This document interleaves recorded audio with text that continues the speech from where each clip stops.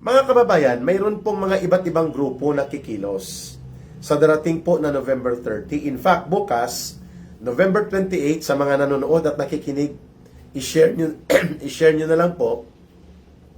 Bukas may magkakaroon na po ng tinatawag natin na noise barrage and Black Friday protest.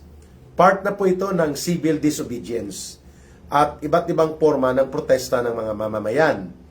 Ang area po bukas ng Marcos Resign Group at ng Marcos Alis na Network at ng Bangon Sambayanan in front of Robinson's Galleria.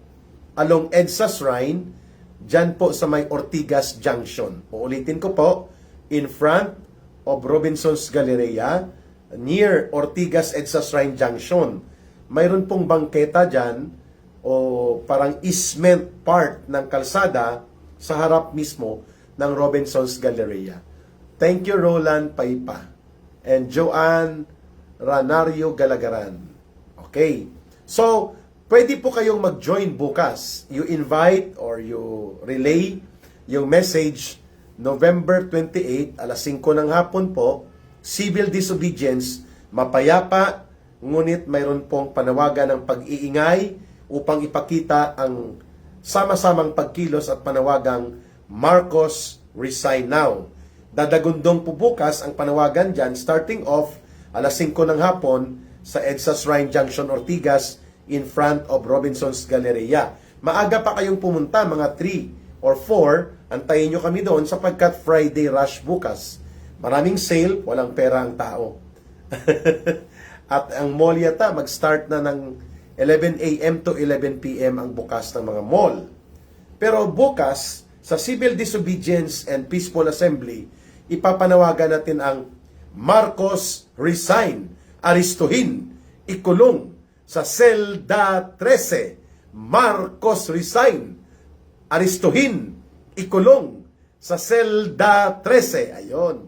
So bukas po, samahan nyo si Ka Eric at magpapagawa ko kay Connie Loyloy ang staff namin ng ginger tea o nilagang luya para po may pang tulong dito. Yes, sabi ni Nadji Jasro and Rutoni Roslin at ng mga Facebook and YouTube viewers natin at sabi nila sasama sila. Ano po ang mga grupo na kumikilos? Yun pong topic natin dito sa gabing ito. Sa Luneta po, nandun ang mga CPP organizations, Bagong Alyansang Makabayan, mga party list nila, at mga urban organizations. Ang panawagan nila doon, Marcos Resign, Sara Duterte Resign. At magtatayo sila ng coalition government. Wala sa saligang batas. So, hindi tayo sasama dyan. And of course, alam natin kung bakit Marcos Resign at Sara Duterte Resign. Kasi ayaw nila na ang papalit sa constitutional succession sakaling mag-resign, ma-impeach o mapatanggal sa pagkapangulo si Marcos Jr., ayaw na mga komunistang teroristang grupo at na mga hilaw na mga komunistang kaalyado nila ngayon and even the yellow-pink zombies nila Dilimaw, Hontibayros at nila Trillanes, ayaw nila at takot sila na ang susunod na pangulo, ang kanyang constitutional succession line, manggagaling sa pagiging Pangulo ng Vice President. Kimura Dolores, thank you ma'am. And Michael Mercury or Michael Makuray. Okay. So, sa Luneta po, sa November 30 sila. Yung grupo ng Bayad Muna, Anak Pawis, KMU, Anak Bayan, Bayan at iba pa mga party list, no, na nakikita natin simulat sa pulpa nang lumakas ang paglaban ni Pangulong Duterte laban sa CPP, NPA, NDF, sinubotahin na nila at inatake na nila si Pangulong Duterte. At sila ay kikilos doon bukas sa area sa November 30 sa Luneta. Kasama po nila doon ang ilang mga fraternities at iba pang grupo. Pero hindi sila nananawagan ng constitutional line of succession. Ito po ay oportunista at delikadong mga grupo at ito din po ang nag-udyok ng mga riot ng kabataan along Recto Avenue going towards Mendiola. Ayan. So, hindi tayo pupunta doon sa November 30 na pagkilos nila. Uulitin po natin, ang Luneta ay pagkilos na pinangungunahan at kinukumpasan ng mga CPP-aligned organizations. Kagaya po ng binanggit ko sina Renato Baba Reyes, sila Teddy Casino, at mga ilang mga alliances na nabuo nila. Itong grupo na ito din dati ang bumuo ng MAT, Movement Against Tyranny, na ginamit nila upang atakihin at buligligin at sabutahihin ang gobyerno ni Pangulong Duterte. The same group. Kaya nga may kasabihan tayo na birds of the same feathers are still birds. Hindi. Birds of the same feathers are still birds. Birds of the same feathers flock together. Ayon. So pala pare-pareho ang balahibo nito. Na grupo na binuo noong panahon ni Pangulong Duterte, anti-Duterte na sila. Kung mayroong awitin na ang title ay Hopelessly Devoted to You. Ito naman, Hopelessly Anti-Duterte. Yan ang grupo sa Luneta. Kaya ayaw nilang sundin at kilalanin ang constitutional line of succession. However, in the afternoon, sa Luneta, may sasama na mga ilang mga pare at mga madre na nasa ilalim po ng Simbahan Romano-Katoliko. At sila po ay magkakaroon ng common unity na tutuliksain nila ang korupsyon, ang pandarambong at mga pagnanakaw. Subalit, wala silang partikular na specific call na papanagutin nila ang mga kriminal, lalo ng mastermind na sila Marcos at Romualdez. So, halo-halo sila doon. May portion din po dito sa area ng People Power Monument. Yan naman ang grupo ng Tindig Balahibo Pilipinas. Tindig Balahibo Pilipinas. Ang mga Dilaw Pink Zombie. Pupunta po sila sa People Power Monument. Kasama pa rin nila ang CBCP. At ang common po sa kanila mga kababayan, anti-Duterte. Gusto nila, ang panawagan nila, Marcos remain. We love you.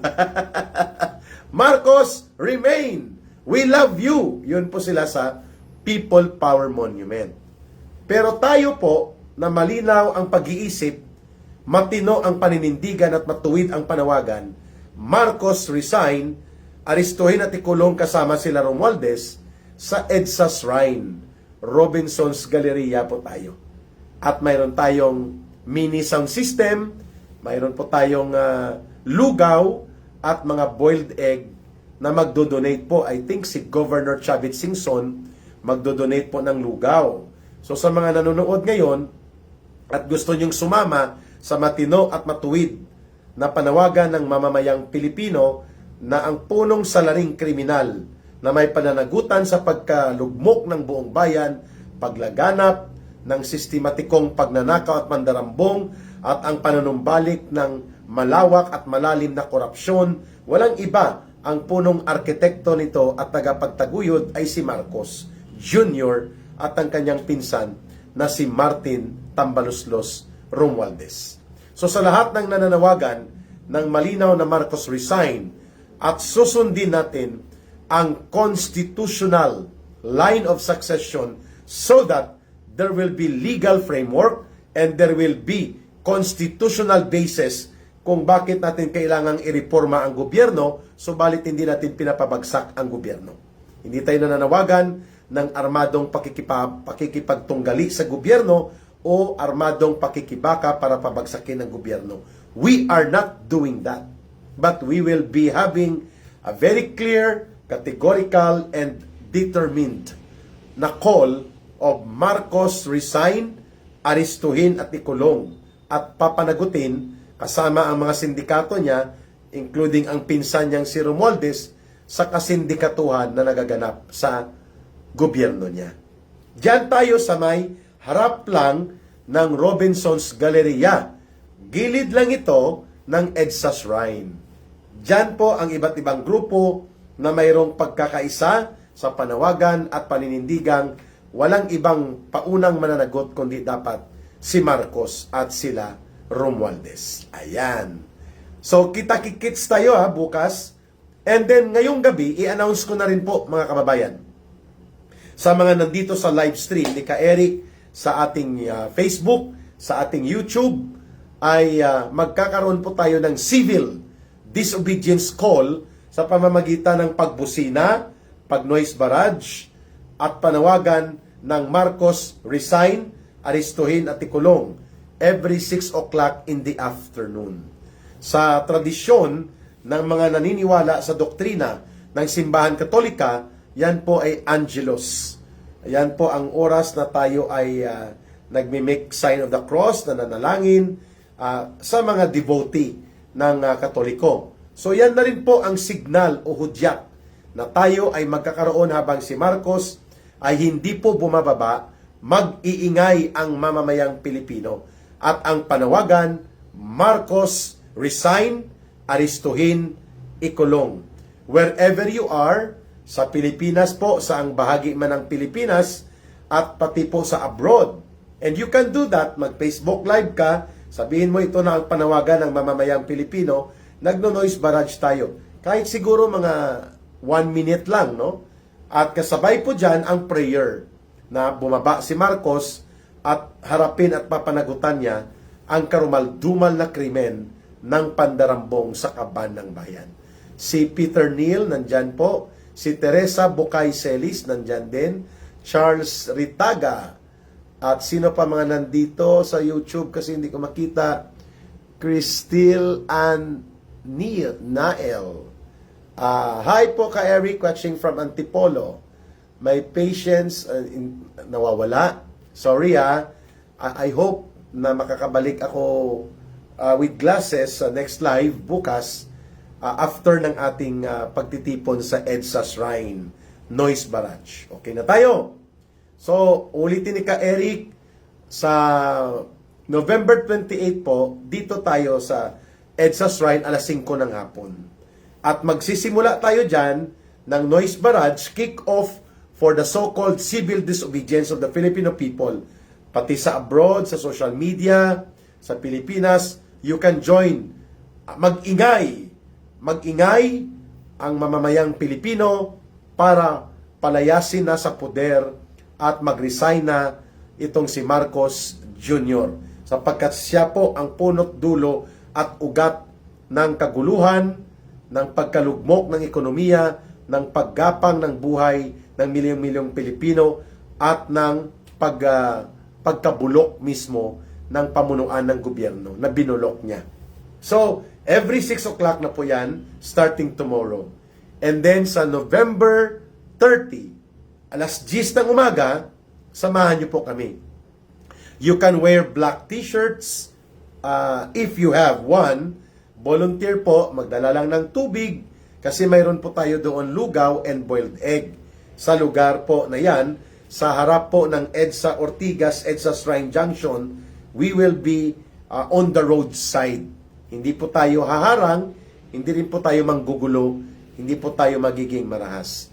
Sabi ni Nadji Jasro, Marcos, bulok na ang utak mo. Galit na si Nadji.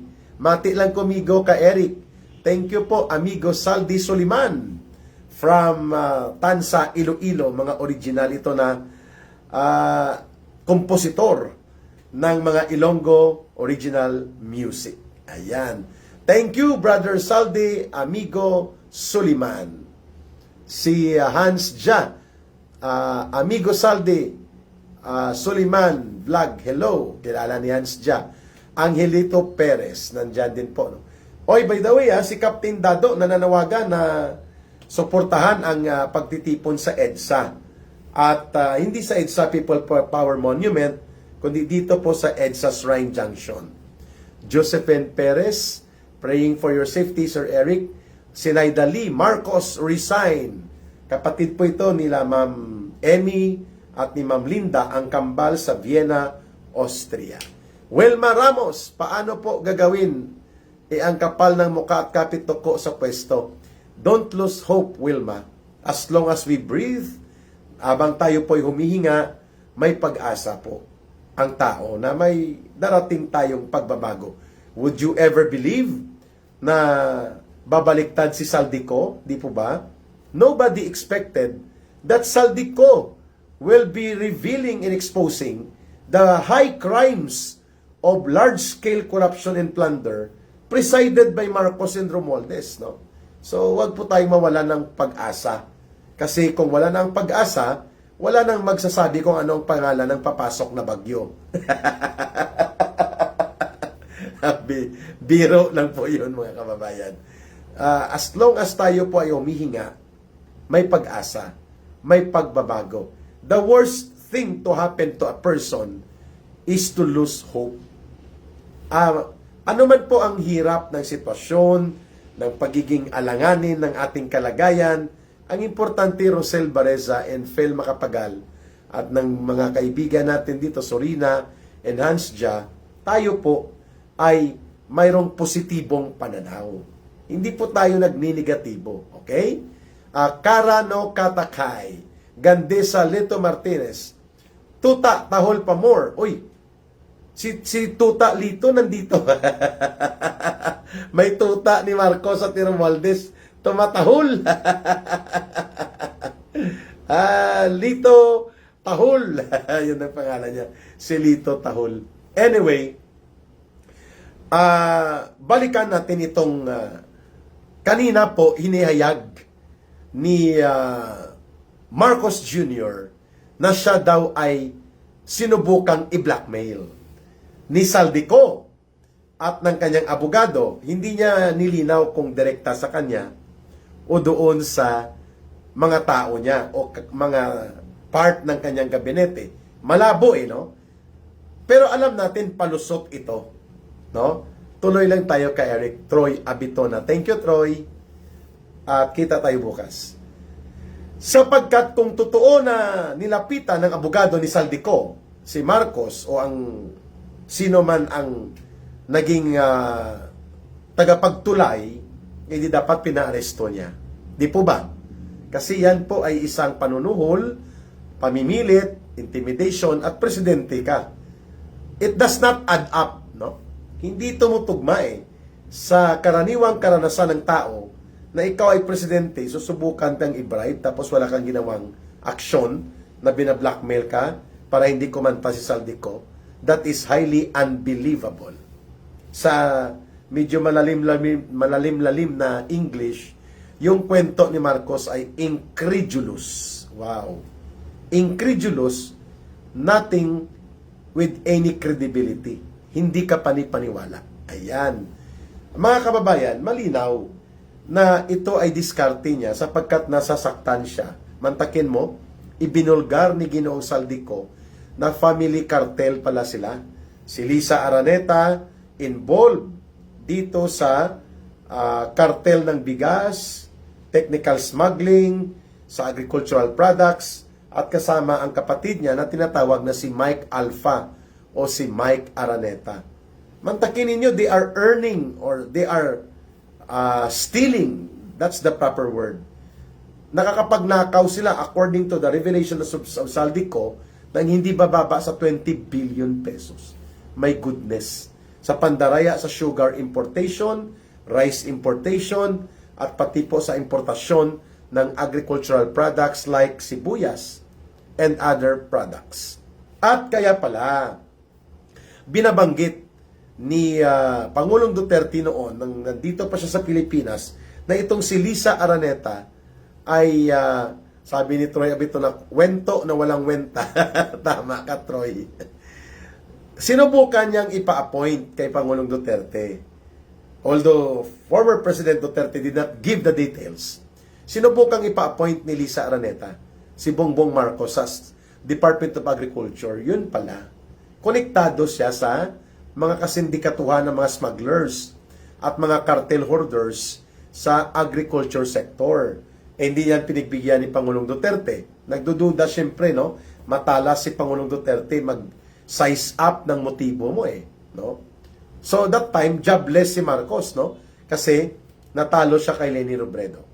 Kaya nang umupo po si Marcos bilang presidente, kung ma-recall ninyo, kinuha niya ang portfolio ng Department of Agriculture and for 15 months, hinawakan niya ang sektor ng agrikultura. Kaya, klarong-klaro, mga kababayan, no, na si Marcos ay mayroong ulterior motive. At ito ang ibinunyag ni Saldico sa kanyang latest installment of video revelation. Ang sabi ni Saldico, si Lisa Araneta ang nagkokontrol sa Bureau of Customs. Wow! Alam na po natin yan, ano? Public knowledge yan, na ang Bureau of Customs talagang ginalugad at gustong latiguhin niya ni Pangulong Duterte sapagkat napakakurakot ng opisina na ito. Although nagdahan-dahan, nag-slow down yan, hindi man totally nawala ng panahon ni Rodrigo Duterte. Pero sa panahon ni Bongbong Marcos Jr., nanumbalik po ang kasindikatuhan at mga smuggler sa Bureau of Customs, mga kababayan, at Bureau of Internal Revenue at Agriculture Sector. Hindi po katakataka na sinasabi ni Saldico na aside sa 100 billion pesos na mga insertions na minaniobra ni Marcos Jr., si Lisa Araneta, si Martin Araneta na bayaw ni Marcos, at even si Sandro Marcos ay nangingialam tungkol sa mga agricultural importation. And so therefore, mga kababayan, yan ang dahilan kung bakit nasasaktan si Marcos na ito ay naibubunyag ni Saldico, because Saldico has direct personal knowledge sa mga nangyayaring kasindikatuhan. Kaya nga cartel, family cartel itong si Marcos at sila Lisa at pati ang pinsan niya.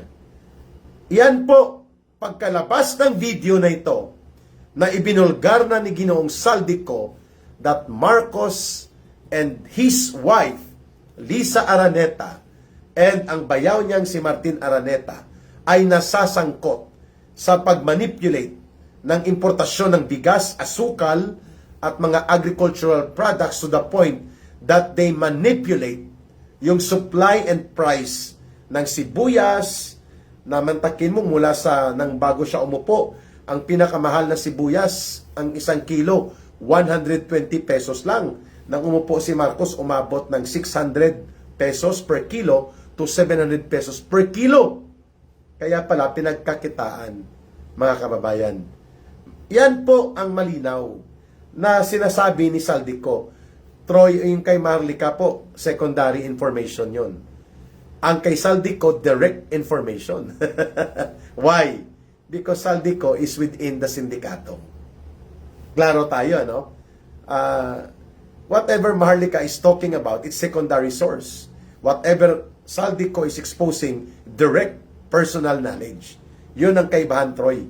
Pag si Saldico nag-expose, no? A lot of people can do chismis. Narinig ko na ito, but hindi ko dinadala sa pag-live ko kasi wala akong ebidensya. But right now, kaya ko nang i-discuss because there is now a direct testimonial confirmation from Saldico.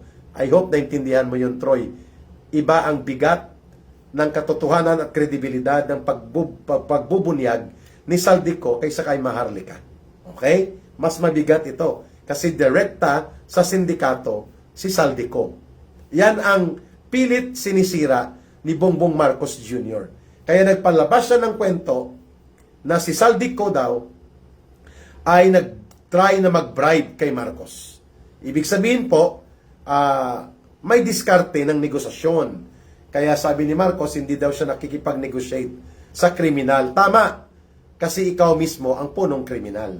Kasama ni Martin Romualdez. Would you like to negotiate to your own self?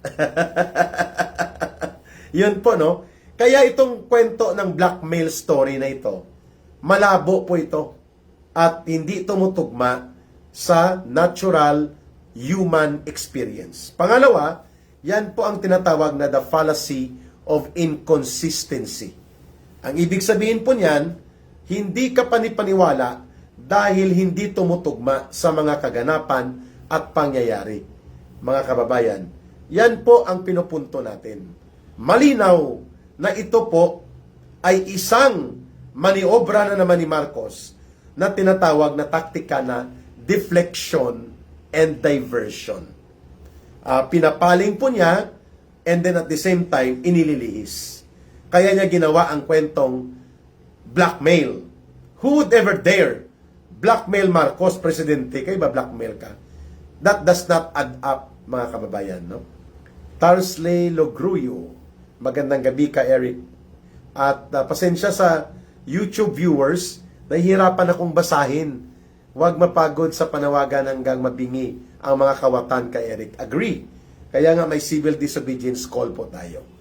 Pangalawang punto, maliban sa fallacy of inconsistency, si Marcos ay ilang beses pong nahuli na nagsisinungaling.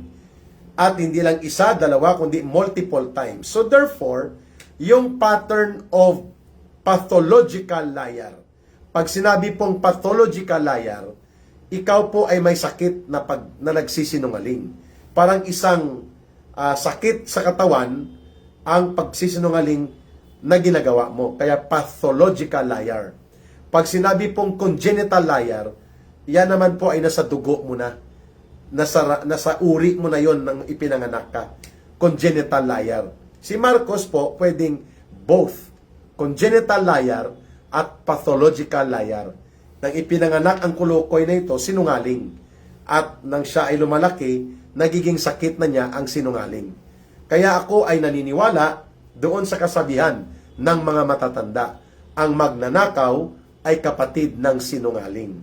At ang mga adik ay pwedeng maging magnanakaw at pwedeng maging sinungaling. I would subscribe to that kind of logical observation about Marcos. Okay? Kaya nga mga kababayan, puntuhan natin ito. Ang una niyang sinabi, mag-surrender na si Saldico, wag na magtago. Sinundan ito ni Boying Rimulya, sinundan ni John Vic Rimulya. Yan naman ang tinatawag na public mind conditioning. At inunahan na ni Saldico na expose, na i-adapt at gagamitin ng mga Rimulya brothers, ni Boying Rimulya, nila John Vic Rimulya, at malamang pati ang Philippine National Police at ang Government Anti-Terrorism Council, idideklara nila si Saldico as financier of terrorism sa Pilipinas or sa labas ng bansa. What's the purpose? Upang magamit po nila ang Anti-Terrorism Act of 2021 upang mapabilis po ang pagparalisa at ang pagkumpiska ng ari-arian, kayamanan, pondo, resources, and transactions ni Saldico. That should have been done long time ago before nila pinataka si Saldico. That's already ang tawag po dyan, afterthought, na pag-isipan nila nang bumaliktad si Saldico, hindi nila makokontrol. Yan ang dapat ginawa kay Martin Romualdez. Yan ang dapat ginawa kay Marcos. Yan ang gagawin natin. Sila ang totoong nagde-destabilize ng ating bansa sa pamamagitan po ng malaganap na pagkakaroon ng sistematikong pandarambong at malalim at malawak na pagnanakaw sa kaban ng bayan to the point na bumabagsak po ang ekonomiya, sumasadsad ang kabuhayan ng mamamayan, and we are on the verge of an existing collapse of both the political and economic condition ng buong bansa hanggat nandyan si Marcos. No? Kaya nga, mga kababayan, dito tayo pumunta sa EDSA Shrine bukas. Mag-noise barrage tayo, magkakaroon po tayo ng civil disobedience na mapayapa, subalit determinado. At ang panawagan, Marcos resign, aristuhin, ipakulong at parusahan. At kasama si Romualdez dyan. At babawian sila ng ninakaw na kayamanan. That should be the clear and categorical call of the people. At wala pong kinalaman dito ang kay Sara Duterte. Ano man po ang binabato nilang issue kay Sara Duterte, confidential fund, kung ano-anong mga pangalan ng ginagamit para lamang magkaroon ng name calling and demolition job against the integrity of the Vice President. Pero isa lang pong sagot dyan. The Commission on Audit has already made unmodified observation, lusot, pasado, at walang anomalya ang anumang expenditures sa Office of the Vice President at pati ang utilization ng pondo ng siya pa ang Department of Education Secretary. Kay Marcos, sa hair follicle test pa lang, bagsak na, takot na takot na. Kaya, ang tamang panawagan sa pagre-resign ni Marcos, constitutional line of succession. Thank you, Spencer Hermione Hyacinth Nila. Pasensya ha, ang sa YouTube channel, hindi ko masyadong makita ang mga pangalan, kailangan kong lumapit because nga na-deform yung aking glasses na upuan ko. No? But anyway, mga kababayan, don't forget, tomorrow magdala tayo ng whistle o pito, pang-ingay, at silbato, turotot, because we are going to start off tomorrow doon po sa EDSA Shrine, 5 p.m., Noise Barrage, Black Friday protest. At sa darating naman po na November 30, sama-sama tayo. Diyan tayo po sa area pa rin ng EDSA Robinson's Galleria near EDSA Shrine, Junction, Ortigas. Ayan. Si Marcos po nasa panic mode na yan. Huwag kayong mag-alala. Dadaloy at dadaloy po ang pagbabago. At huwag nating kalimutan, God has the capability to answer prayers. And God can make miracles happen. Yan po, kasama ang mulat, matatag, at may paninindigang sama-samang pagkilos ng mga mamamayan. 5 o'clock in the afternoon, dyan po tayo sa EDSA Shrine, magdala ng panawagang Marcos, resign now. Ayan, mag-ingat din po kayo. Let us help pray for our country and our people that God will save the Philippines and God will save our people, na hindi na po tumagal ang krisis pang politika at ang krisis sa ekonomiyang lumulubha dahil nga po sa kapabayaan, kabulastugan at kabulukan ng umiiral na gobyerno ni Marcos at nila Romualdez.